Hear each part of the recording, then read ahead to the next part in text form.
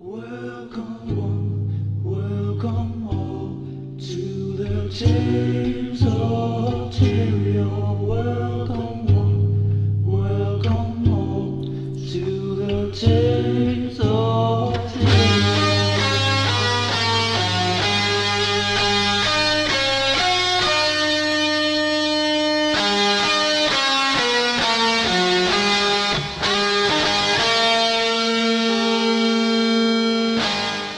Welcome one, welcome all. This week on Tales of Tyria, we've got a whole bunch of news, some feedback, a bunch of mailbags, and a brand new segment we call Story Time. Stay tuned, it's coming right up.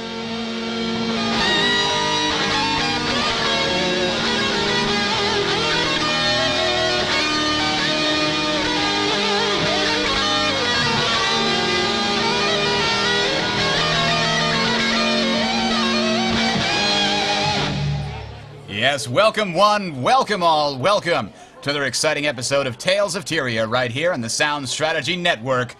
We call the shots. No, that was my old network. Oh well, I don't really have a tagline for Sound Strategy Network, although I told you I was trying to come up with one for months. Never did come up with one. So, instead, it's Tales of Tyria here on Sound Strategy Network. We are almost live from the Cloud Skimmer Tavern here. Thank you guys for coming out to us. I know it's tough for those of you with a fear of heights, but we made it up here in the great free city of Lion's Arch. We're glad you got a hold of the program however you may have found it. Tell a friend or two, won't you? We've got a great show for you today. As I said in the intro, we are going to debut a brand new segment we're going to call Story Time this week, in which we talk about some story of some awesome thing that happened in the world of Tyria. This is something that we've been wanting to do, but you know, we haven't been able to play the game, so we haven't actually had any stories. Well, somebody's got one for us. They sent it in, as so far as I found it on Reddit, and we're going to read it out for you. It is awesome. But before we get there, let me introduce everybody. Again, I am Bridger. I'll be your host for this evening in this Guild Wars 2 podcast.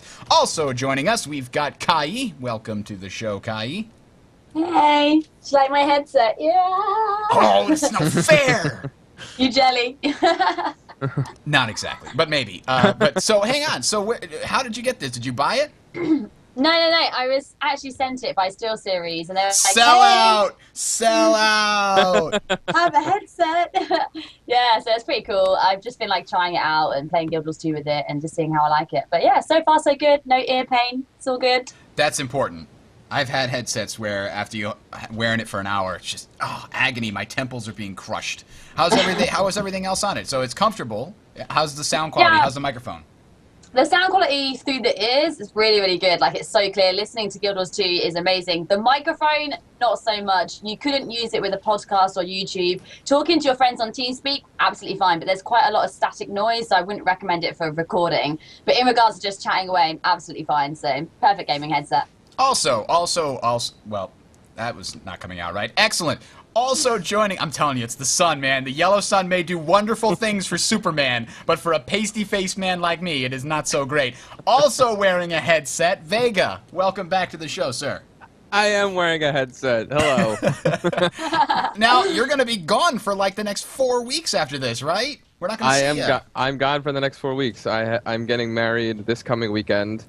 And then traveling the weekend after that, and then traveling the weekend after that, and then I'll be getting back into the country the weekend after that. So, no excuse to miss the show. No excuse to miss the launch. You know what? You're out of the club. If I could find Wi-Fi when I'm on my honeymoon, I'll call in for like 2 seconds and say hi. That would be awesome. Where are you going? Where are you going? I'm going on a Mediterranean cruise. Oh, that's awesome. I went to Rome for my honeymoon. The ship might have Wi-Fi, but if it doesn't, I'm SOL, so. I guess so. But you're SOL in a beautiful Mediterranean cruise, so we're not not too worried about you. Edwin's filling in for Freelancer today. Hello, sir. Hey, Bridger. So we've had a bunch of speculation on what happened to Freelancer. He just kind of disappeared. What's your crazy conspiracy theory? Is he off hacking into the ArenaNet servers to make sure he can pull off some crazy trading maneuvers? He's done that years ago. He's been hacking them since day one. I guess. All right, so let us move on to the show. Just a quick, brief announcement. I want to give a quick thanks to Jeff T., Merrick, Ivan, and Randy for donating in the last couple weeks. Big thanks to you guys. I am now going to pay off the website hosting cost for the next year because of that. So huge thanks to those guys and everybody else who's been donating and helping us out. It's very, very excellent and awesome. Now we're still paying for the hosting on a monthly basis for the podcast, or the audio podcast, and there's other things that we'd like to do. So if you feel like donating, then feel free, but do not feel obligated. Thank you very much. Let's move on. Again, quick reminder, there is the Ascension Alliance mailing list. If you want to get on the server that Tales of Tyria and Team Legacy, along with the Ascension Alliance, are going to be on, there's a link in the show notes, which again, talesoftyria.com is where you can find it. And I believe that's about it. I do want to sort of make a great big tease here. We are going to have an awesome show next week. And you are going to want to be there for the live show. It is going to be at 7 o'clock. I've told some of the hosts about the actual concept. I am super excited about it. The chat room's going to get to participate in a couple of different ways. And it's going to be the last show before the actual game launches. And after that, we're going to change the show's format a little bit. And it's going to be great. I can't freaking wait. But, yeah, you're not going to want to miss next week's. It's going to be fantastic. I won't tell you any more than that. It's in the design stages. All right. Let's move on to story time. Now, story time is sort of a short thing where if somebody has an awesome experience in Guild Wars 2, one of the hosts or maybe one of our listeners or viewers, we'd like to sort of share that with everybody. And the perfect example is the Battle of Nageling. Now, some people may have encountered this situation, but this particular player recounts it in a particularly entertaining and engaging way. So I am going to read it directly from his mouth. All right, are we ready? Let's jump right in. I hunted a few birds and spiders with my Norn Ranger, fought a tiger chief, found a very heavily fortified yet lonely village.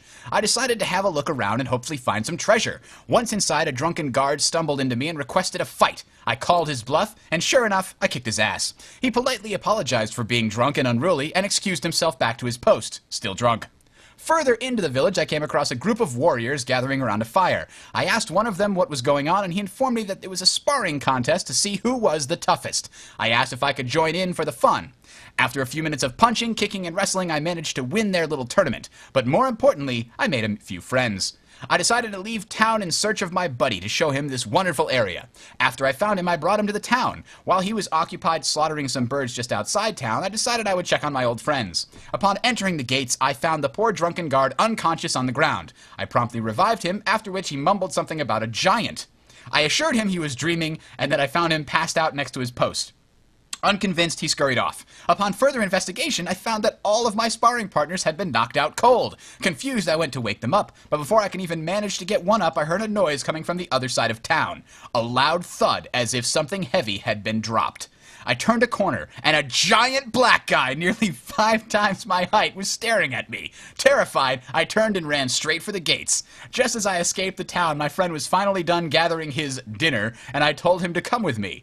We sneaked around town trying to find this strangely talented at hide-and-seek giant. We located the perp, we shot arrows through earth, slashed, bit, threw anything we could possibly find at him, but it was not enough. We were downed, and even my bear's tender tongue couldn't save me. Just as we thought all was lost, a necromancer and his guardian buddy showed up. The necro summoned the most wicked beasts I have ever laid eyes on. With the a guardian revived us. We fought and fought, but still it was not enough. I suddenly remembered what great soldiers my old friends were. I ordered my buddy to keep the infidel busy while I revived our fallen comrades. One by one they joined the battle. Slowly the tide changed. We were winning. After countless revives and an uncountable amount of arrows, the beast was down. We were victorious! I have never felt so involved in a game before. Thank you very much for making such a wonderful game, ArenaNet. Unquote. And thank you, Asbo22, for that awesome story. I have to say, that was one of the best I've read yet. I think the bear's tender tongue may have been the ceiling point in that particular story. That was awesome. I like that. And I think actually somebody... Is this what I'm thinking of? Yes. This is the giant that he is referring to, a giant black guy. And I believe I have seen this guy, actually, and I can see if I can pull up a map, so maybe you guys will get a better idea of where this is if you want to go find him. I know that some people may have seen him. He was featured in a couple of the videos, but where's my interactive map? Here it is. Okay, Guild Wars 2 cartographers.com. This is located in the Snowden Drifts, and it's located, if I'm not mistaken... No, not the Snowden Drifts. It's north of the... Sorry, Diesa Plateau. The other north. There it is. This one right here. The Nageling Waypoint. Every once in a while, for some reason, this town gets attacked by a giant. So I hate that guy so much. Is that white little figure meant to be like the normal size of us, and then that's how big he is? Is that like down to scale? It's... I think I don't know. so. Oh, this here? Yeah, I believe that's to scale. I've seen this guy in person. That's kind of what he looks like. So we're the size of like his toe. Exactly. He's a champion. He's not a veteran. Champions are actually mean business. Veterans you can maybe solo. Champions you usually need at least 5 people to take down. They're actually they're serious business, as it were.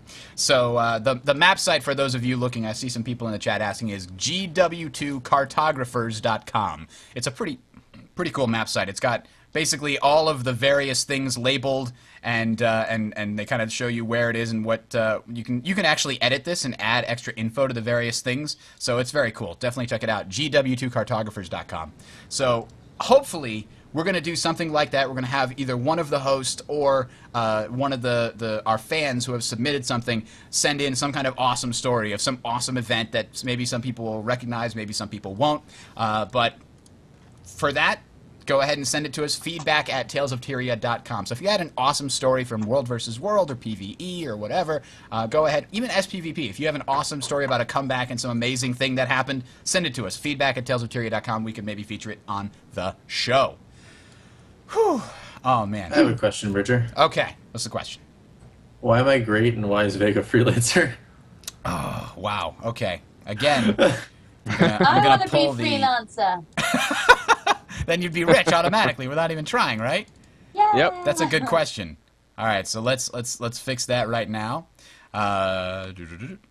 This is so entertaining for the audio listeners, by the way.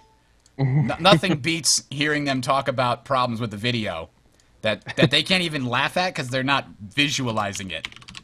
So Just know it's really funny. yeah, let's just pretend it's 8 minutes This is now. incentive to watch live. Think of it like that. exactly. That's what you can find live at talesoffury.com/live Sunday nights at 7 p.m. So let's move on to the next thing here. We had a bit of feedback, which I'm going to throw our way. Remember, Freelancer posed the question at the end of last week's show that was basically, what it does a server have to have in order for them to do really well in World versus World, in the rankings, etc. So this is, crap, I don't have his name. I'll find it. So let me quote it first. Quote, to respond to Freelancer's question at the end of the show, I think it will be up to how many hours each server puts into World versus World. There are 14 days in each match, times 24 hours a day, times whatever the maximum of players for each server is at a single time. That's the maximum hours a server can put into World versus World. At launch, maybe all the servers will be close to max hours, but down the line, aside from peak hours, how many of those hours will actually be used?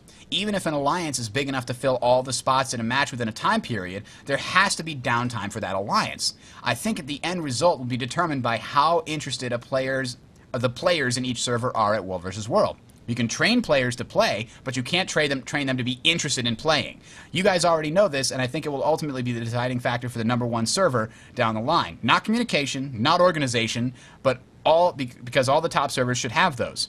But not all the top servers share the same number of interested players in World versus World. So, a very depressing thought.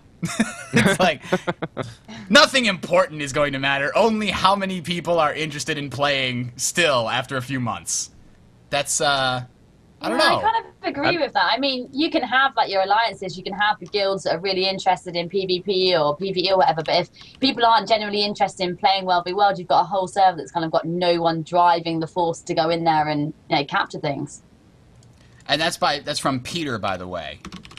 I actually looked it up in my Gmail here. Peter sent that in. I think that's going to be true to some extent, but he thinks that, and I think he's right. I don't think all the servers are going to be maxed out 24 hours a day, even after the first week. I think there's going to be downtime. What do you think, Vega?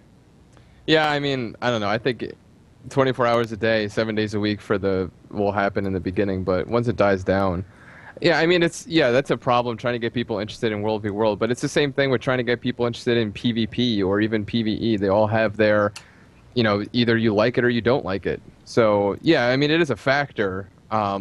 But I think once people really get into World v World, you can't really not like World v World because you know, it's fun no matter how you look at it. You know, if you're a little guy just trying to do a little thing, you can in World v. World. If you want to be part of this huge battle, you can do that in World v. World. So I don't know. I mean, yeah, it's going to be a problem, but I don't think it's going to be as big of a problem as he makes it out to be. All right. So definitely an interesting bit of feedback. Some other feedback that we got from a lot of people is not only is it communication, but also a sense of community. Like if you have a bunch of elitist jerks putting down and being negative to other people on the team, like, you idiots, you don't know how to do this, get out of the way and let us do it. Like any kind of negative attitude instead of sort of a helpful, like, here's how you do this, like a teaching, so that take the same moment and turn it positive instead. If you have a lot of negativity on your server, it's going to force people away and it's going to make people not want to work together. If you have a lot of positivity, if you have a community that fosters working together, that's going to be the most important thing. So we had a bunch of different answers. Edwin, what are your thoughts? Well, I was going to say that I think, you know, Freelancer, I think, would be the best to speak on this because he did really, you know, during the weekends, he really runs the pugs around. He definitely tries to foster community. And I don't want to speak for him, but I think that's just the way to do it. If you don't, you know, if the big guild leaders aren't able to get the little guys interested with them and want to actually play with them, then they become a hindrance. So you really don't want to put your pugs at odds with your big guilds. You got to have a mesh. What do you think, Kai? Yeah, I mean, I totally agree. If you have, you know, you can have a massive alliance on this server, say whether it's Essential Alliance or Titan Alliance or any of the other big alliances out there, you can have that. But if the rest of the guilds on the server don't agree with the way that you do things or don't think you're a very nice guild or generally just don't like you as players, they're not really going to commit to, you know, helping you in World v. World. They're just going to be like, what's the point? You know, Kai's guild there. We hate Kai's guild. We're not going to help them with World v. World. And I think you really need to have that outside of your set alliances and outside of your guilds. You do need to build that community and have friendships with other guilds and kind of get rid of that kind of rivalry we've seen in other games and actually work together to win these World v. World tournaments. In PvP and PvE, yeah, have the rivalry, but in World v. World, you need to focus and all work together, I think. I also think that I think a lot of what we're looking at right now, we're basing it off of two assumptions. That one, there's going to be these huge alliances, and that's what's going to be like driving the World v. World, which is going to be true on certain servers. But if you look at it from the perspective of when during the beta weekends, there were, you know, a handful of servers that everyone was playing on. So you had a much bigger pool in a smaller, you know, area, smaller servers. So it was easier to have a bigger community to drive those World v. Worlds. Once the game's released and there's going to be many more servers and people sort of spreading out along those, it's not going to be necessary to have these huge, you know, 100, 200-man guilds in order to do something substantial in World v. World. You know, you could still have that 20-man guild, that 15-man guild, as long as you're just willing, like you said, to participate together. You know, that's what it's really about, is working together. But you know, I don't think we need to always look at it in terms of, you know, these huge numbers of alliances and guilds. Because I think that still the little guys can still do something. Not only can they, they're very important too. I mean, you can, especially the hardcore, quote-unquote, elitist guilds or whatever that spend all their time, like, you know, like TL, training and like we're doing a lot of time invested in this, you know. So we might be farther along on, you know, what should be done, like don't forget to get supply, etc. You know, new people coming in, they're going to forget to get supply. They're going to not know not to build a catapult or not to, you know, right next to the door instead of a flame ram or something like that. There's a lot of things that, you know, people who have spent weekends, beta weekends in World versus World, they're going to know things, and it's going to make them angry at people who don't know those things, because it's going to feel to them like, why don't you know this? I already know this. I knew this a long time ago. And that's kind of the like the League of Legends thing, where like, God, why did you do that? Didn't you know they were going to kill you? Well, no, I didn't. Otherwise, I wouldn't have run in there. Freaking dick. Yeah. Jeez. I completely agree, and I think we need to start off, it's all a brand new game, we need to start off and say, hey, you know, next time pick up some, you know, supply and things like that. I mean, I know people won't be like that, there'll always be the elitist people that have a go at everyone to think they're better than everyone, but I think if you work together as a server to kind of have that nice community and help each other out, you're going to benefit from it, because you're going to end up winning because your entire server knows the basics of World v. World, and you just got to help each other out, I think. Yeah, it takes willpower to sort of restrain yourself, and it takes constant effort to understand other people instead of just making assumptions that they're stupid because they don't know. Like, ignorance doesn't equal stupidity. Ignorance might just mean they're new and they don't know this. So inform them in a way that gets them engaged and liking you, not in a way that makes you a dick. Because, okay, maybe you could think, oh, I don't want these stupid pugs in here because that makes it harder for our guild to get in. Okay, that's true when your guild is trying to get in prime time. But you know what? There's like a good 16 hours when your guild probably won't be online. And if you scare the pugs away, then that's like thousands of people that are only casually on, but they could be on during those off times helping to defend your server, and you've chased them away and ruined any chance of them coming to World versus World and helping you during that time. I just want to say that when you think of notoriously angry communities, I think everyone thinks of Dota and League of Legends. And Counter-Strike. And yet those games are wildly popular and people still play them. So yeah, it's gonna suck. And you know, it's like there was a great article that someone wrote of "Welcome to Dota. You suck," and it was just saying that, you know, you're not gonna know everything. So you know, you need to go in with an open mind, and you need to, you know, try and learn things from people, even if they are raging on you. Yeah, they could have gone about it in a much better way, but sometimes you can still learn something from them. So, you know, people who are very new to the game, you have to just go in with a clean slate and an open mind and try and pick up things that you can. Yeah. The other thing is, too, game design often influences how a community actually is. I watched an awesome panel at PAX East that was basically arguing that the game design informs the culture of the community. And the example that they gave is in Heroes of Newerth, when it was out very soon after it came out. The way the game worked is you would gain ranking. It's similar to how, you know, League of Legends works, but I think there was a particular flaw in the way that the scoring system works, insofar as and this is a problem with all the MOBAs, is you would rather have not a missing fifth player than a bad fifth player in many situations, because a bad fifth player makes your job harder if they feed the other team. Now in League there's some protections against this. I don't know if Dota 2 is the same or not, but you know, if one player dies a lot, he's worth less and less points over time, so then it's not nearly as big of a problem. But if you just had everything without that kind of diminishing returns, then you could hate a bad new player on your team for being there, and you'd rather kick him off of your team than have him stay. And that kind of a design decision encourages these kind of raging communities. Now, we'll look at what ArenaNet has tried to do. Every design decision that they have made in the game is informed by a core concept of, we want these servers to be giant, well-knit communities. You can't kill steal. If you all work on an event, everyone gets credit for it. You're not competing for first place, right? All of those things in the design of the game are going to encourage a really hospitable community, I think. Yeah, I agree with you on totally. that.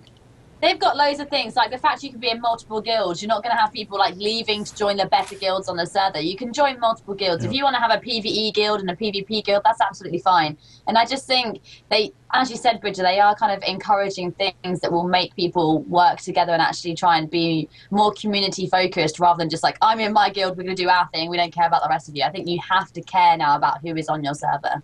And the fact that working together gets such great results in World versus World is another thing. Like, by the freaking design of the game, you're not competing against other guilds on your server. In fact, you are highly encouraged to work with them and say, you guys take this map, we'll take this map, or you guys take the west side, we'll take the east side, and not like be a dick to each other, because you want them to come to your rescue at some point. Like, we need help at Stone Mist, and if they think you're dicks, they're gonna be like, screw them, I'm gonna go to a different map, I don't want to help them. So anyway, we spent enough time on this. I think we got a bit sidetracked. The feedback is supposed to be just the first 5 minutes. All right, so let's go on to the news here. We'll jump through this real quick. iLorecraft. Yes, it's an app. No, it's not the official app that everybody's talking about, but this is a very interesting sort of app that I was able to get my access to, and this is essentially a Guild Wars 2 wiki reader for all intents and purposes. Oh. It basically compiles and allows you to view the information in the Guild Wars 2 wiki. So there's nothing in here that's like amazing or mind-bending, but the organization is really tight. It has a lot of cool features. For example, as you browse various areas. Like if you go to races and then you go to human, it'll load the human page from the Guild Wars 2 wiki, and it will save all of the stuff it's downloading to the app, to the hard drive on the phone or the iPad. This is an iOS app, by the way. And that way, you will be able to view that offline in the future, or it'll load faster in the future. So every time you view a page, it saves it, and that page will load faster in the future. In addition, since it's getting stuff from the wiki, it is constantly going to be updated without the app designers having to update the actual content. So I found, I think it's a 99-cent app if I'm not mistaken. Yeah, 99 cents. I think it's well worth it if you plan on using your phone to check things like, oh, what was the Necromancer Ultimate that I was thinking of? You know, I wanted to find out what it did, or I'm thinking about looking up some of the lore or anything like that. So I thought it was very smooth, and it's got a bunch of good customer reviews as well. So I would highly recommend it at 99 cents. If it was more than 99 cents, if it was like $2 or $3, I probably couldn't recommend it. But I definitely would recommend it at this. And there's a link to it in the show notes if you guys want to check it out. And yes, somebody's saying in the chat room, Safari is free. Correct. I don't know how well the Guild Wars 2 wiki is formatted in Safari. Check it out yourself. Decide if you want to have a better experience. I'd recommend it for 99 cents. It's easy. All right. That having been said, you guys haven't checked that out, I assume? Yes? I've double-checked. I haven't, no. I just looked at that now. That does look pretty cool. I've got an iPad, so I like to be able to, like, if I downloaded the pages, maybe if I was on, like, a train, I could then read through lore and not have to, like, be connected to the internet. That would be a benefit to me if I was like, I'm going to read this later, download the page, and then read it offline. Like, that would be pretty cool, I think. Yeah, there's definitely, if that same feature is in the official app, we'll probably see that, too. Oh, man. Somebody actually pointed out, if you do /wiki and then space and then type a subject, it'll actually sort of minimize the game, this is in-game, and open up the Guild Wars 2 wiki to the page you're looking for. So if you type /wiki Guardians or Guardian Skills, it'll minimize it and open up the Guardian Skills page on the wiki, which is pretty freaking cool. It's not an in-game browser like it was in Guild Wars 1, I think it was, but it's still kind of cool that you can just do that. Well, I mean, Guild Wars 1, it was, you opened up like a help window and then it would send you to the page, but it would still minimize the game for it. Oh, okay, it was an in-game thing. I thought it was an in-game thing. I couldn't remember. All right, so there is a list of stress test changes on Reddit that people were compiling, and there's a bunch of very interesting ones in here. Specifically, I guess I'll go into the ones that I found really interesting. Food now gives an XP buff. So I think what they meant by that is you get bonus XP for the duration of the food thing, or maybe when you eat the food you get XP. I wasn't sure. Did you guys experience that at all in the stress test? I've not seen it in the stress test, somebody no, in the chat but room might be able to help me. I've seen buffs on food, like if you kill a certain amount of centaurs, you get more XP. It would be kind of cool, or you do more damage against centaurs, or something along those lines. It would be cool to actually have XP buffs on food.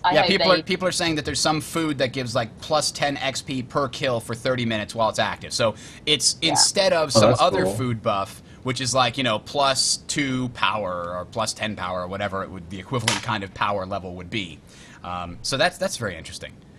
So let's see. That actually makes cooking, you know, a little bit more sexy. Something now. Yeah. A little bit more like, maybe that's fun. Maybe I want to do that. Orbs of Power are back in World vs. World. Everybody was worried that those weren't going to come back, but they're back. Chain skills. Fun. Chain skills show up in Tooltip. I was really happy to see this because there are certain things in the UI that are like, it's not really ready for prime time, but now you're starting to see that, right? Mm-hmm.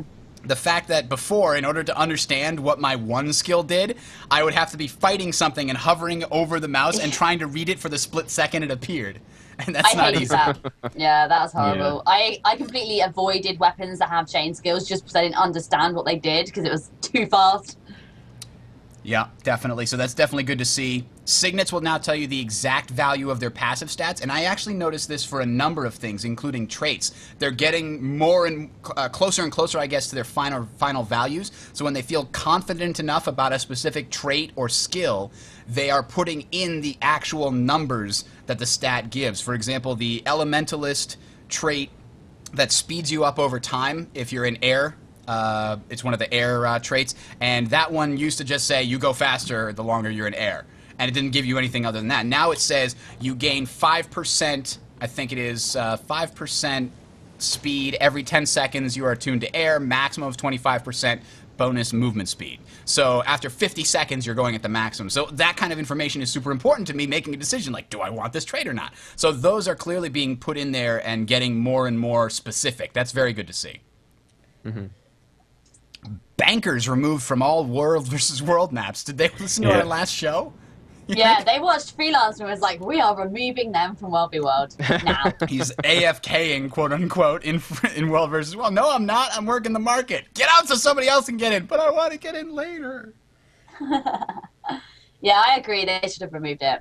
I had a problem, though, because I had, like, when I go from World versus World to PvE, I throw all my siege weapons that I have left over, my blueprints, in the bank. And then when I'm coming to World versus World, I want to pull those out. And I was like, I couldn't. That's a big problem for me. I don't know how to solve that. Is there a good solution to prevent people from, like, AFKing in, maybe the bankers can stay there, but just get rid of the trading post? Or maybe have, like, a timeout thing. Like, if people don't actually engage combat or something for, like, 10 minutes, they should, I don't know, or, like, 20 minutes, they should get kicked or something. Alice Croft in the chat says, prepare ahead of time, noob. God. We don't even change the game just for you. I see the reason they did it. I understand the reason they did it, so, I mean, I can't... And that might be a temporary thing for all we know. I mean, they haven't been replaced with something else, so it might still be there. I don't know. We'll see. Let's see. There is a big list of updates. I guess somebody pulled from the .dat file that was listed on Guild Wars 2 Guru, and this is all the updates to the traits. So this is actually where I got some of my information. Excuse me. About the Elementalist changes. Engineer, Guardian, Mesmer, Necromancer. I think a lot of them are just like rewording stuff. Yeah, it did look like a lot of rewording as well. But like I said, some of that is simply becoming more accurate in terms of the wording. So yeah. It means people can, theory craft now and actually get builds and actually know what everything is doing rather than just being like, yeah, this heals me. You actually kind of know which ones are more worth it, especially for the min-max players. They can, determine what the best traits are going to be now. Yeah, so let me ask you guys this question. Is the game, I mean, how many of you played the stress tests? Any of the stress tests in the last couple of weeks here? Yeah. Negative. You guys are like, I don't want to ruin it. Well, a couple of them took place during work. I managed. Well, Kai and me, we got it. Now, Kai, are the changes coming fast enough? Like the improvements, like we saw the UI improvements last week, where you have the actual button names when you re-customize buttons. We saw the change to the range indicators. Are these coming fast enough to get it ready for launch, like completely polished? I think they are coming fast enough. I think they are throwing the stress test out there, and they're obviously giving us a new stress test when they've got something new ready for us to test. I would prefer it that they actually announce the things that they are changing, because some people don't really pay attention to UI and things like that, and it would be cool for them to be like, hey guys, we've made this UI change, stress test it. I think that's the point of a stress test. They want us to test things, make sure they work. So if we actually knew what the changes were, we could probably test them a little bit better. I've had a lot of login issues. I think a lot of people had that World v World issues. There was like a resetting issue on Desolation server, the last stress test, where where they reset it, they rematch you up against people. Mm-hmm. We had that, and they rematched us, gave everyone we were matched against like 1,000 points, and we had 0 points. I saw that. I was like, what is this? What is this? Why have they got 1,000 points and we've got 0? And they reckon they just wanted to make me lose. But that happened to us too. It reset, matched us against the same people, and like lowered our score but not theirs. Like our score got reset but not to 0, but to like 800. Yeah, it was weird. It sucked so bad. It was so annoying. But yeah, I think overall they're doing a really good job in pushing out the stress tested, updating things that we need updating. I think it will be ready. They're prepared, and they must be working long days, but fingers crossed. All right. And I have to say, there was plenty of situations where I'm reading some comments from some very ungrateful, entitled players. And I'm just sitting there getting madder and madder and madder. And when I get mad and angry, I gotta vent. And when I vent, it's called a Bridger rant. That's right, ladies and gentlemen. A stress test is not your demo time. You are not entitled to it. If it ends early due to technical problems, they're not gonna extend it just for you. You don't get to go on there and be like, well, I was promised 4 hours of game time and it was laggy, so they should give us more time. No! It was laggy because they were stressing the servers. It's in the name, ladies and gentlemen. I mean, come on. It's not just them like, okay, let's see what happens when we open the floodgates. They're running code on those servers to make it worse, make the experience worse on purpose to see what happens so that they can make sure that when the worst happens, it's better. So right now, you should be expecting it to get terribly laggy. This is not your time, this is their time, this is development time. We know that the game is very smooth. We've played the beta weekends. Don't freak out. It's not getting worse. It's getting worse specifically because they are running code that stresses out the servers. They're kicking everybody off at exactly the same time and making them all log in to stress the login servers. This is not your time. You're not entitled to it. Just wait 2 weeks. God! You tell him. You tell him. That's all I have to say about that, as they say. Or at least one man says that. Yes. Okay, so... Mailbag.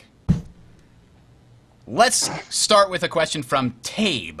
This is a very interesting one, and I think it's going to provoke a lot of good discussion. So, quote, one thing that I would love for you guys to bring up is regarding PvE and the inherent lack of a true tutorial. I can't tell you how many times I was up against a boss, champion, or other group event where people never touched their dodge button and sat there tanking hits until they were down, just to complain that the boss was OP. A great example of this was the Fire Elemental boss in the northwest corner of the Asuran starting area. I ended up fighting the boss twice. The first time, there were way over 15 people trying to attack it, and by the time the boss had around 80% of its health left, 3 people were still alive. I was one of them, and I was appalled at how quickly everyone went down.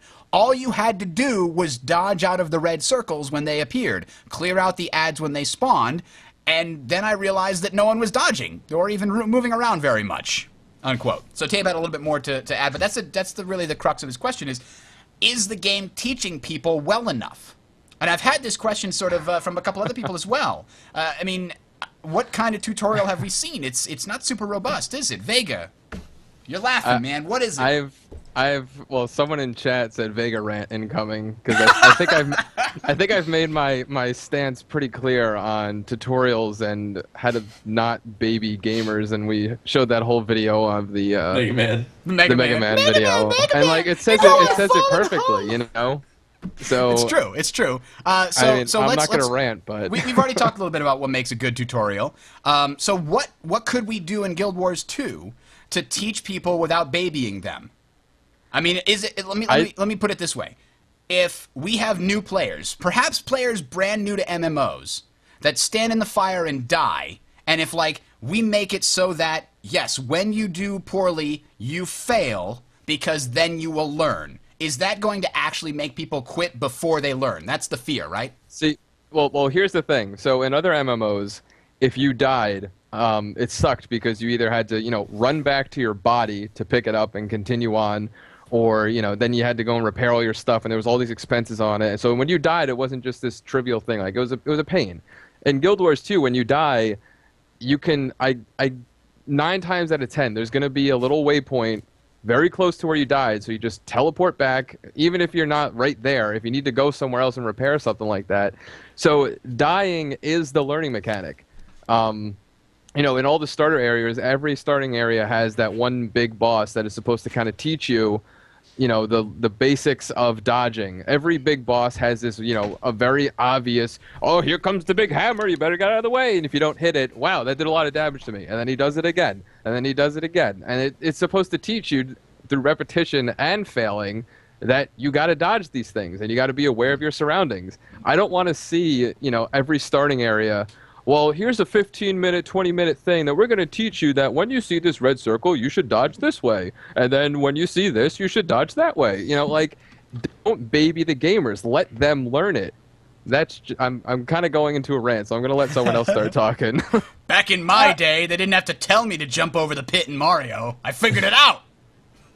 But seriously, that's what it is. They should balance it out. I mean, okay, fair enough if they wanted to take down the specific down state, but they should kind of still leave something in there that kind of hints to people that they need to dodge, but not with like a big thing flashing in the middle of the screen, like, please dodge now when this hits you. I think there needs to be a balance. So Great says there in Queensdale there was an amazing heart where you had to train with the militia, and that's I think I remember the one he's talking about, where each of them would teach you a different thing. Like one would teach you how to actually hit at the right time, and the other one would teach you how to dodge at the right time. And it wasn't forced into you. It was a heart event where if you wanted to go complete the heart, you went and you trained with these militia guys amongst other things. And so I thought that, you know, I forgot about that. When I played that in Beta Weekend 1, I know the one he's talking about. That's actually a really good way of doing it. It's not forced over your head. Edwin, what do you think about telling the player what they did wrong after they have done it? Not hitting them over the head ahead of the time. You should watch out. Get out of the fire. But like, let's say they die. Let's say they die in like the post-death report for the first, I don't know, 20 times that they die, have a little thing pop up and say, you had a full dodge meter. Next time, try dodging out of the enemy's strongest attacks or something like that. Would that help people, or would it just frustrate people? Like, I don't want, you're rubbing it in. I think you got the problem where, you know, in the tutorial there's those little hint boxes that pop up that are like, you know, do this, do that, hit B to dodge, whatever it is.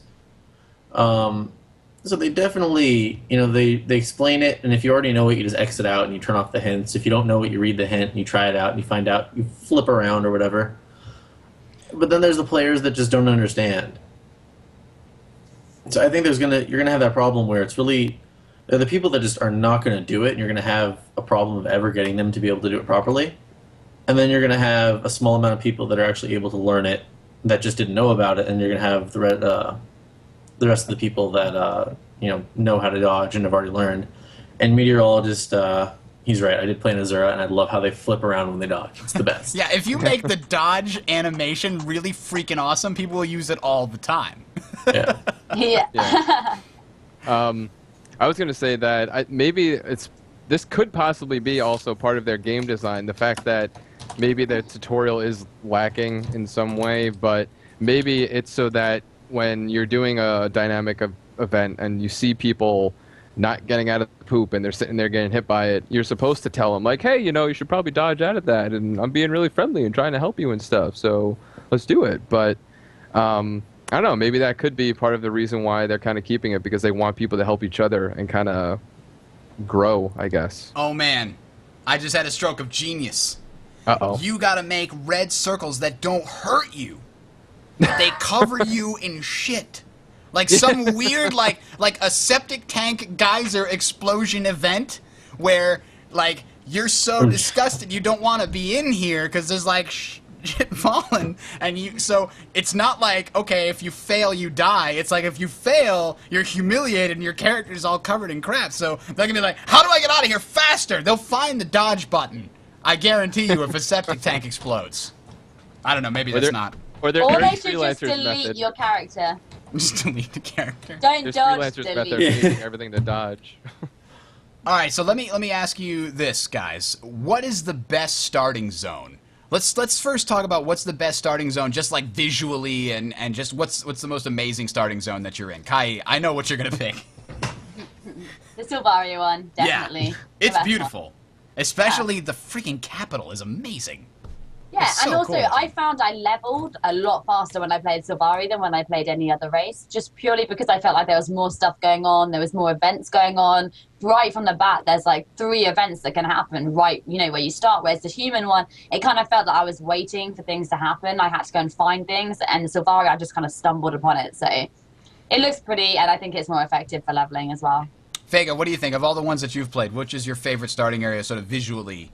I really liked the Asura dynamic boss that you first encounter, the one that's all like 8-bitty looking, like it's just a whole bunch of blocks that build them up. Oh yeah, the little tutorial boss. I love that guy. Yeah, I thought he looked really cool. He was one of my favorites, that's for sure. Metrica Province. That's a lot of fun. That jumping puzzle.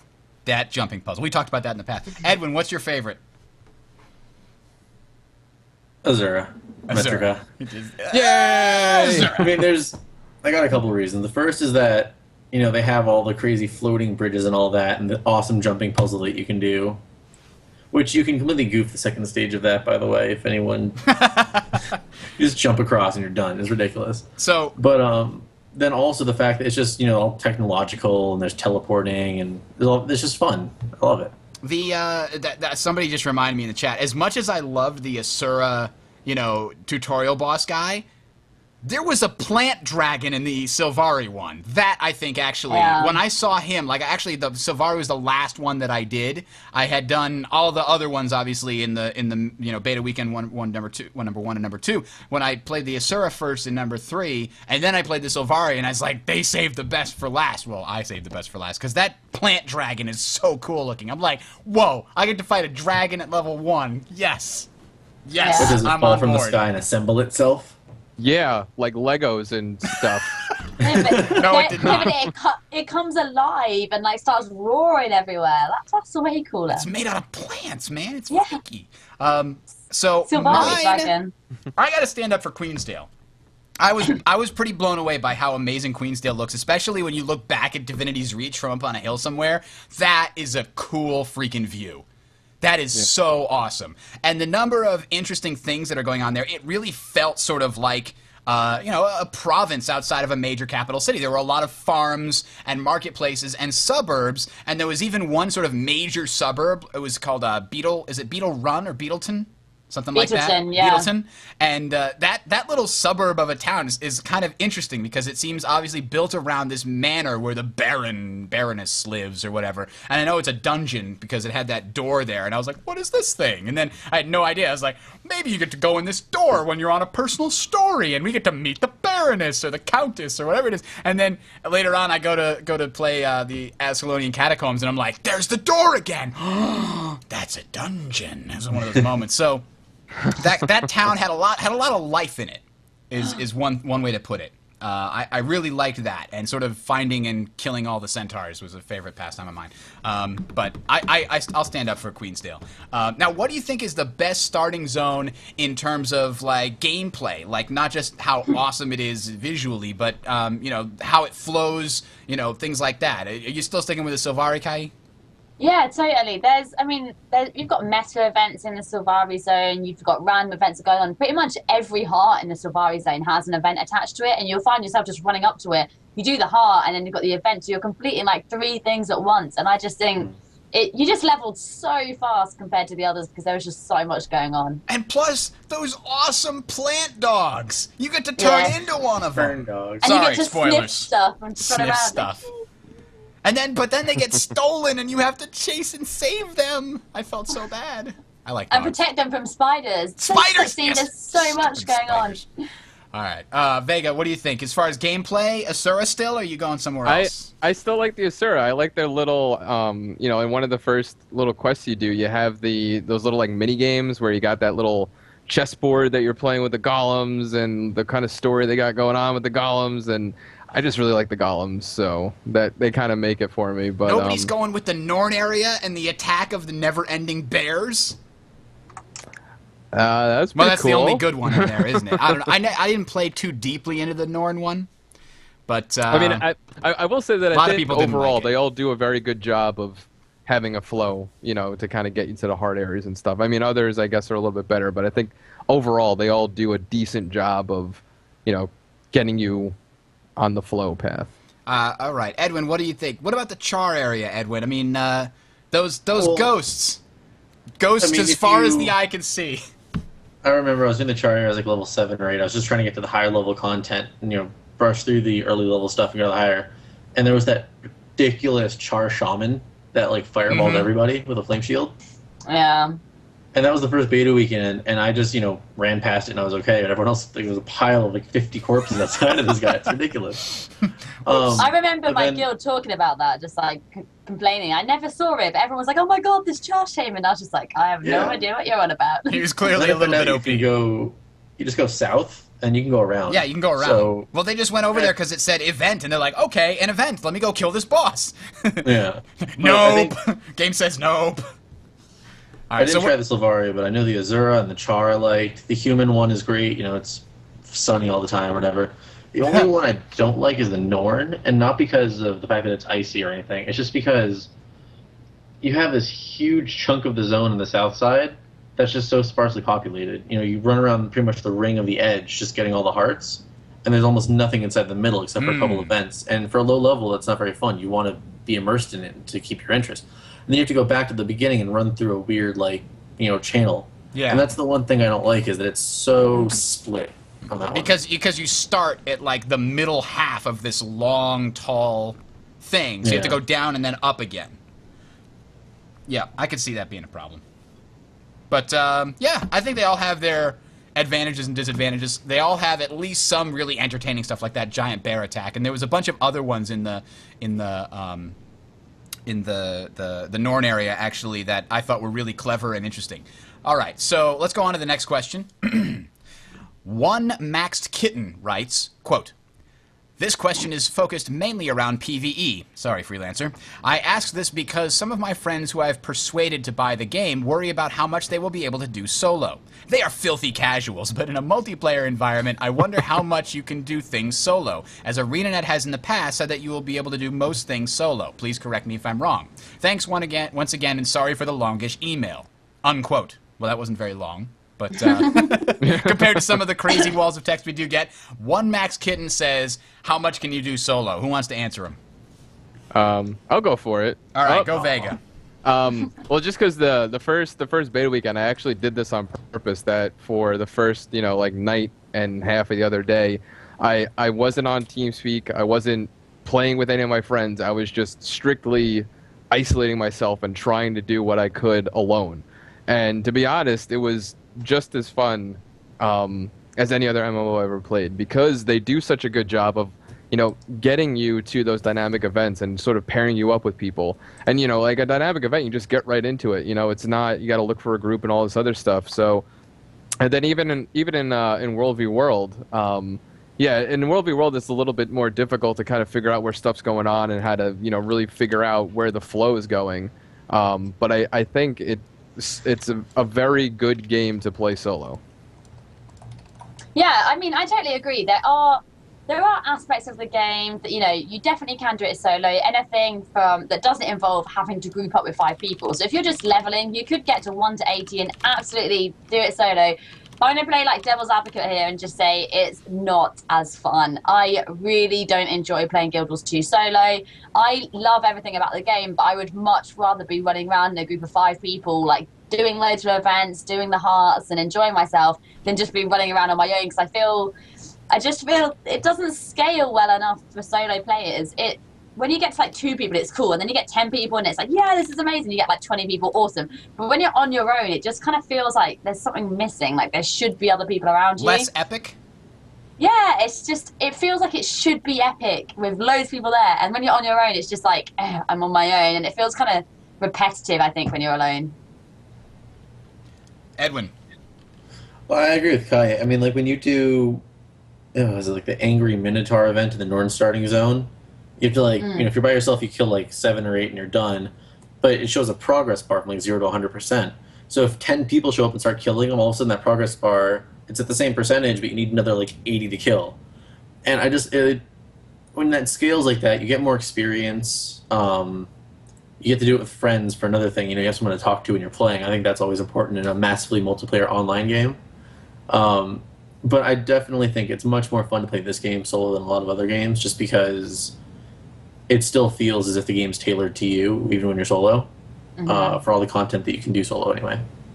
I would rather do dynamic events and hearts with people and then do my personal story alone, because I feel like the personal story is a lot more epic, and when you're with other people, it kind of makes it a bit easy. So I think, yeah, personal story you should do alone, but hearts and things I think are definitely tailored for bigger groups, but you can solo them if you wish to. Well, when I was saying solo, I wasn't saying like doing a whole dynamic event strictly by yourself.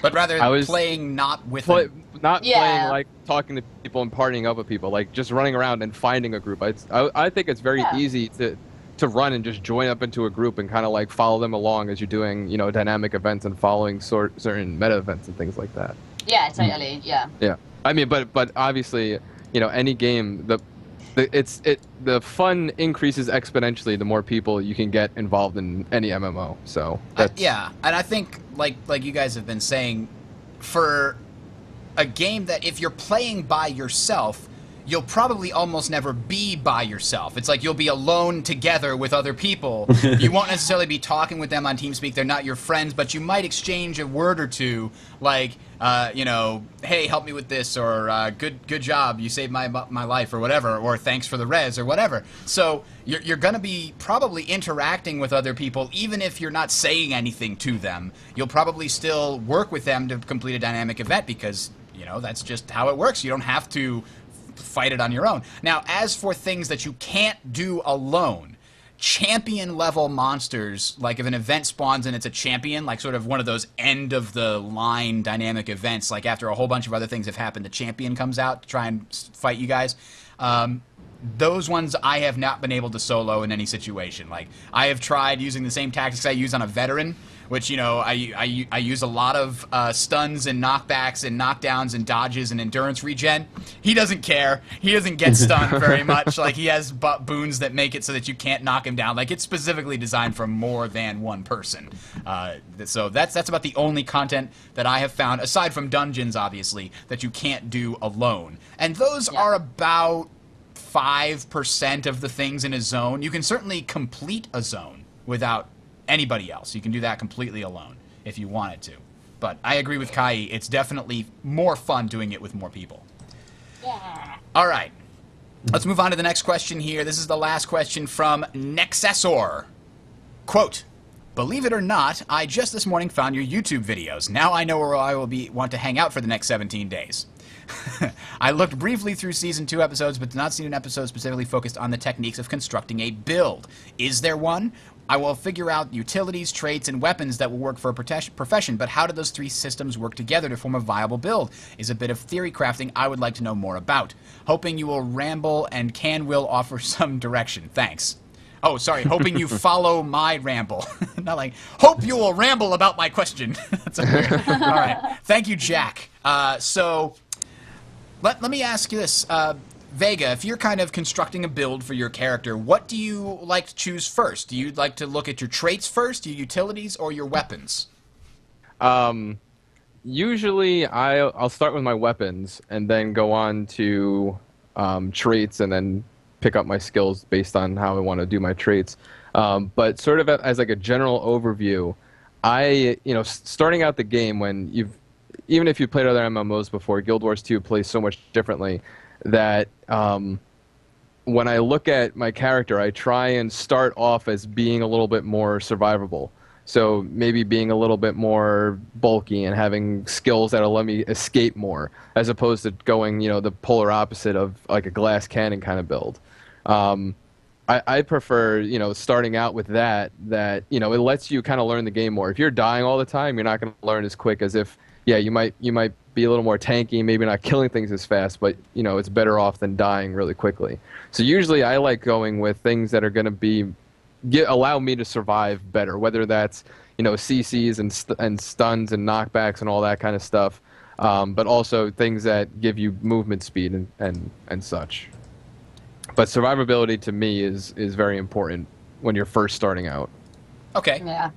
Kai, what's important for making like a PvE build? What would you build like if you're taking what do you play? You play Mesmer? Still? No, it's Elementalist / Necro. Oh, that's right, Elementalist. You're the other Elementalist. So when you're making an Elementalist build for PvE, what do you like to build? Glass cannon or like a lot of movement? What do you build? I look at my weapons first, and I like to look at things that will give me the most kind of either damage output or things that can help me within like a PvE scenario.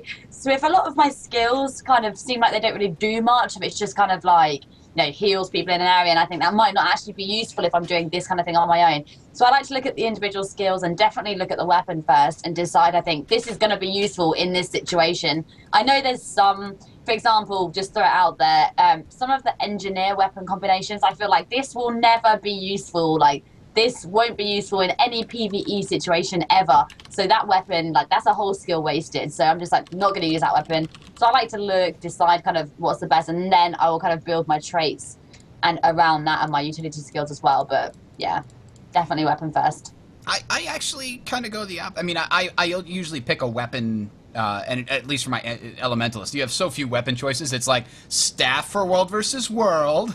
And daggers for PvP, and then PvE is kind of a toss-up. But I usually actually pick traits first. Traits have a big sort of are very informing of your choice for your utility, because a lot of them are like, will allow you to cast a spell based on an attunement when you use a signet, or your signets recharge faster, or your arcane spells have an extra ability. Like, they are very they very much change what utilities you want to do. They do a lot of synergy with utilities usually, and some of them that are like your fire damage will do blah blah blah, and that means that, okay, I want to go with the weapons that have extra, be able to set people on fire more often. So if the scepter has more often to keep people on fire, or maybe utility skills that allow me to set people on fire more, then maybe that's what I want. So for me, traits are almost always the first thing I take a look at. Once I decide this is the role I want to fill, I find the traits that I want, and I get the build of the traits, 30, 20, whatever,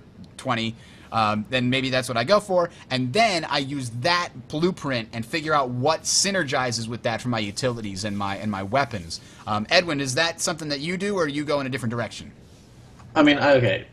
First, the disclaimer, I play Ranger. I'm a diehard Ranger fan, based off the pets and all of that.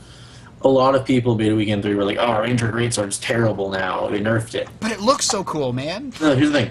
They fixed pets. Pet AI was horrible. It wasn't working. They didn't use their skills properly.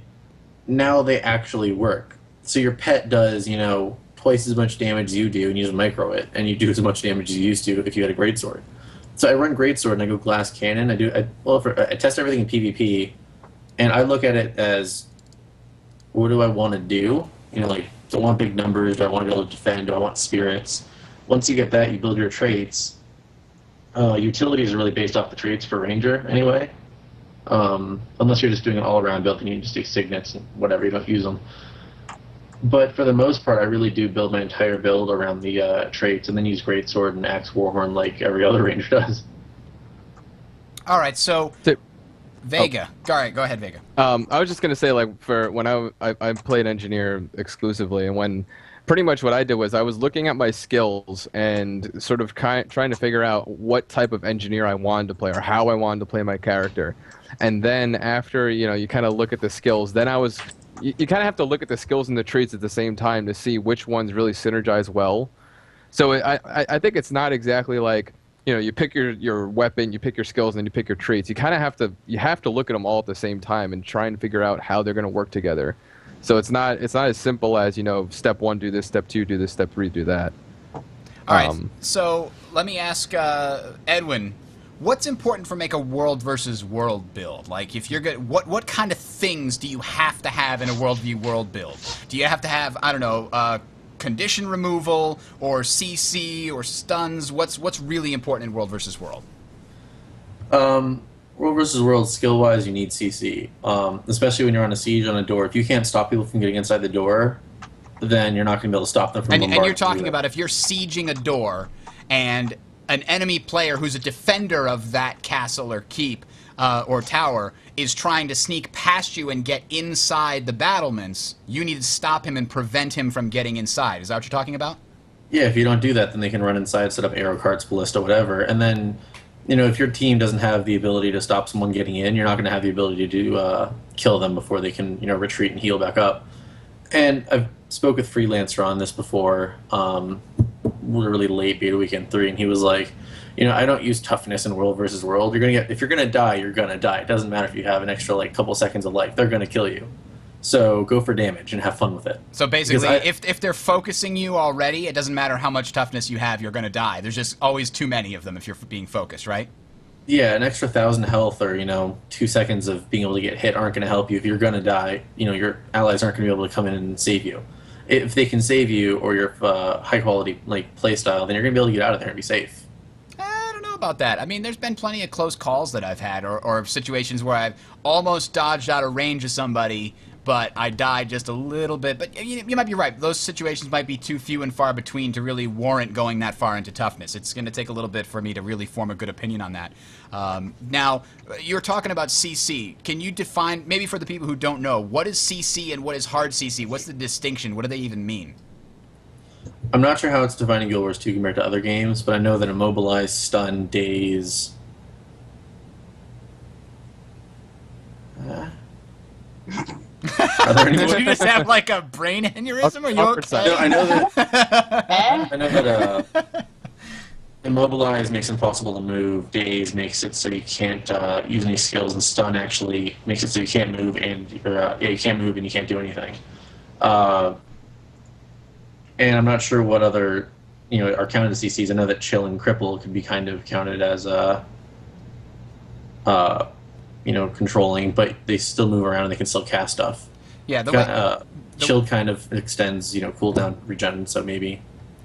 the way that I've always heard it described is that CC, or crowd control, has two different forms. One, which is basically just slowing an enemy, preventing them from getting where they want to go, be that away from you or towards you. For example, if you're playing a character with a long range, either like a rifle warrior or a rifle engineer or a bow ranger or a staff elementalist, and you're trying to kite somebody, you're trying to damage them but don't let them get close enough to hit you, you want to slow them down so that you can still move at full speed away from them, and they're trying to charge you, they're going to be slowed. So that's what a lot of CC is. Things like roots, things like immobilize, that will simply keep the enemy in place, are regular or soft crowd control. They will slow the enemy, they'll keep them in place, but they're not really going to stop them from casting spells and things like that. Hard CC, on the other hand, is anything that you can use that interrupts the opponent's action somehow. That's be a stun, a daze, a knockback, a knock up, or anything like that, or launch, I guess is what they call it now, instead of knock up. So anything that will interrupt what the character is currently doing. Those are super important, the hard CC, in World versus World, for things like enemy on siege weapons that you want to get off the siege weapon, or an enemy that's rezzing that you don't want them to res. Whereas the soft CC is really important when you get the enemy on the run and there's a rout, and you've got them, basically if two enemies are fighting each other in a field, and one starts to get the other upper hand, usually the most of the casualties are caused during the routing phase, where the other team decides, we're not going to win this, we got to try to get away, and as they turn and run, if you can get mass amounts of soft CC on the whole team, you can slow them down so they can't get away, and they die one after the other and drop like flies, etc. So those are like the two kinds of CC. I just want to break it down because there could easily be people that haven't heard these terms before, so I'm trying to keep it understandable for them. So I'm sorry for the little history lesson for everybody that already knows this. Like, dude, I was playing Diablo 1. I know what CC is, man. So anyway, so that's kind of World versus World. One thing, Bridger. Yeah. They never called it knock up, it was knockback. I think knocking up is not something you can do in video games. Now, I think It's everyone in called chat's launch. already You can launch Sims. them in the They could do it in air. Sims. Launch them up. Towards the sky. Reverse gravity. That's what I'm talking about. Saying I anti-grav can't... CC. Oh, man. That email from the fan about being pregnant was probably wrong then.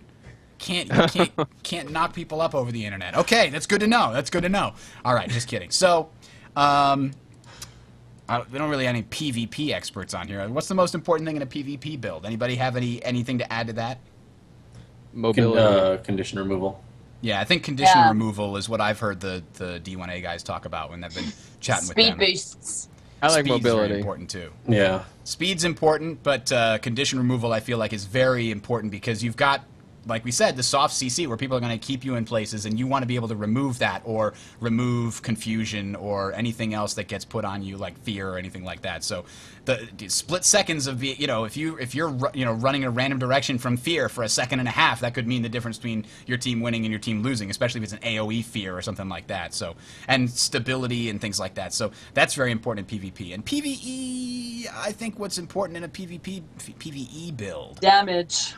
That's what I'm thinking, Yeah. because Yeah. I mean, you could build toughness and tankiness, but Well, I then, think in PvE Depends. that stuff is it's not as important. Like in World v World, we're saying how it's don't even bother, because if you get hit by 50 guys casting on you, you're gonna die no matter how tough you are. But I feel like in PvE it could have a little bit more benefit than in like World v World. Yeah. I mean, I went to, as an example, when I was doing explorable dungeons, I knew that my gear was not up to it, so I changed all of like my gems in my gear to toughness, and it definitely helped. It gave me that bit more health. It meant that I had like an extra few seconds to get out of things if I wasn't sure of the dungeon. It was our first time running it, so I definitely think when you're a newer player and you're going through dungeons like the first few times, like toughness will definitely help you out to give you those extra bits of health that could keep you alive, basically. Yeah. Yep. Yeah, Freelancer adds gap closing. That's very important too in PvP. And actually, I had one more question here. I'm sorry. I mistakenly attributed that last question to Nexessor. The last question was from Jack. This question here is from Nexessor. He basically says, I heard a lot about the checklist mentality people tend to develop with playing Guild Wars 2. They basically go from hard event to hard event, and they just kind of follow the hearts, and they don't do anything else, really, or they go for map completion, and they don't really pay attention to anything else. What happens if a player takes part in the second part of an event chain but missed the first part? So do you guys think this kind of checklist mentality where players just want this list of things to do and checking off that list makes them feel good, is that going to be a problem with Guild Wars 2 as opposed to other games? You have 100% map completion, and that kind of gives something to check off. You know that if you've completed the map 100%, you've probably done every single heart. You've probably done every single event that you can come across. You've done, the vistas and stuff like that. So I think that does give people things to check off, but without having sort of like a quest, a set thing to do, to follow a quest chain or whatever. So I think it's the best of both worlds. It sounds like his concern is with this checklist thing, there are going to be people that miss the dynamic events because they'll just think, oh, that's not on my list. Do you think that's actually going to be an issue? I don't know. I think me personally, if I'm running to the next heart and I see like a dragon land in a field, I'm not gonna be like, "Oh, that's cool." Let me just Sorry, go to my next dragon, heart. you're not on my schedule. I got a schedule to keep. Yeah, I don't know. I think certain people might do that, but I don't know who wouldn't want to do dynamic events if they saw one just pop up. Yeah, I mean, if you can run by and it might be like a group event, or if it's not part of the meta event, then you maybe ignore it. But if it's something important, you're gonna do it. Yeah. There was a recent... I've always prioritized events over hearts because I think the event is there right now. The heart is always going to be there. So I just kind of like event first, heart second. I think that's how everybody's going to be, too. And half the time, if you do that the dynamic event, it helps you with the heart a lot of the times. It does. That's true. They sort of made that overlapping on purpose. I don't feel like dynamic events need to be part of that checklist. I like how in every zone they give you, here's how many hearts there are, here's how many points of interest, how many vistas, all that stuff, because it makes it easy to do it, as opposed to, like in World of Warcraft, for example, the completionist to getting all the quests. You gotta really do some research and figure out what quests you've missed and how to go back and find them and all that other stuff. But Guild Wars makes it very easy to explore everything and want to explore everything. Yeah, absolutely. And I think there was a Total Biscuit video recently that he was showing off during Beta Weekend 3 or something else, and he was basically describing as he was playing, and he was kind of showing, oh, here's what I'm going to do. This is my goal. I'm going to go over here and explore this specific thing. On the way there, he got encountered with an event that brought him halfway across the map, and then he started on another event that started because of that chain. And he's like, well, I had planned to go over here, but I just spent the last 45 minutes on this crazy adventure. And that's what I like about Guild Wars 2. It takes you places, right? It's like, I was going to do this thing. This was my goal. And that's the thing that people leveled about Skyrim, and they said that's a problem almost to some degree in Skyrim, because it's like I just keep getting more and more quests. I can't, how can I hold all these quests? But in Guild Wars 2, those events are there and then they disappear. So it's not like it just keeps getting added to your thing. It's just that one goal leads you to so many amazing things. It's a terrible game for anyone with ADD. Really, it is. Like, no, I missed, but that event's happening at the same time as this event. I can't do them both. Ah! I have to make a note.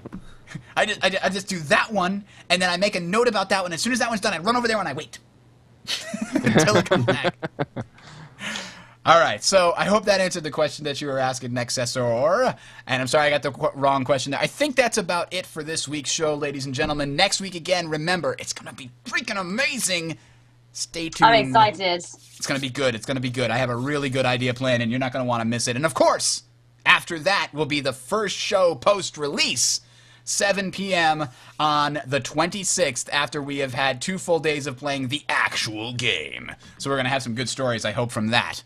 But I guess that's it. Any final thoughts from you guys about any of the topics we talked about today?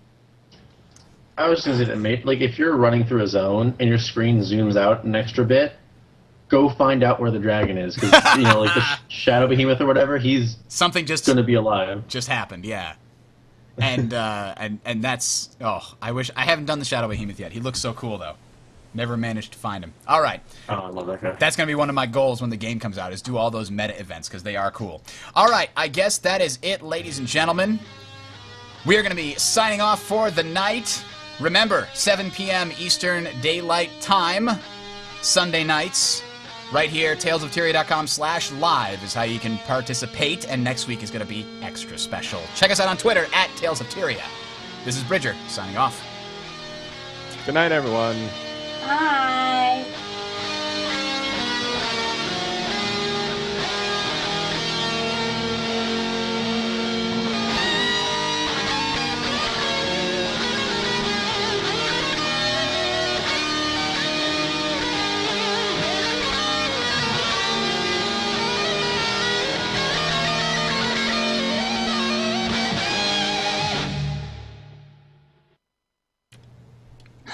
That is the show. She is over. Whew. All right, that was a good show, guys. It was good. It was good. A lot of We good covered a lot. questions. Twas much fun. Yeah, we had a lot of good questions. Oh, I can't wait until we actually have, like, we did a lot of talking about the gameplay that we actually had in the beta weekends, and we'll be able to do that so much more when the game actually comes out. It'll be exciting. And to have, like, the story that you read out, but to have our own stories that, you know, we can jot down and be like, hey, guys, never guess what? Look what I did. And you can be like, oh, my God, I was there. Yeah. So, yeah, I think that'd be really cool. The chat room wants a hint about what next week's going to be, so I'm going to give them, this is the hint. Next weekend, I'm going to be channeling my inner Drew Carey. It's a good hint. It's a good hint. It's a good hint. I need to go check the Google thing. Inner. What does inner Drew Carey mean? or inner Alex Trebek is, I guess, closer to the actual thing that we're going to be doing. So we'll give that away, I guess, to the people who decided to stay this long, right? I mean, if they stayed this long, all 371 of you. Oh no! I gave it to too many. Take it back. Take it back. The hint, Yeah. it means nothing. The glasses, they do nothing. I'd love to get more audio questions and stuff from people. Like we had that one guy last week sent in, you know. Yeah, that- those are question cool. Via audio, that would be cool. I got to check out this iLorecraft app a little more. I like it. I might check it out. I'll get it. I should be clear and state that I was given a copy by the guy who made it to test it out. But it's like, okay, I'm biased because I was given $1. I know. I how probably that would have sounds. bought it for $1 to check it out, depending on how high quality it is. But I mean, I'm looking at other customer reviews here, and they're all giving it 5 stars. So unless they're all sellouts too, I don't know. Did I just call myself a sellout? You did You just call called yourself me a sellout. You're a sellout. You're a sellout for an iPhone app. Oh no! Wait, I'm he called I'm you a not just a sellout? sellout. I'm a cheap Yeah. sellout. That's terrible. Because I got That was that $1. You It's sold like, that you're a for sellout. Wait, did you? I sold out for $99. Oh, this is Wait, cool just though. real serious.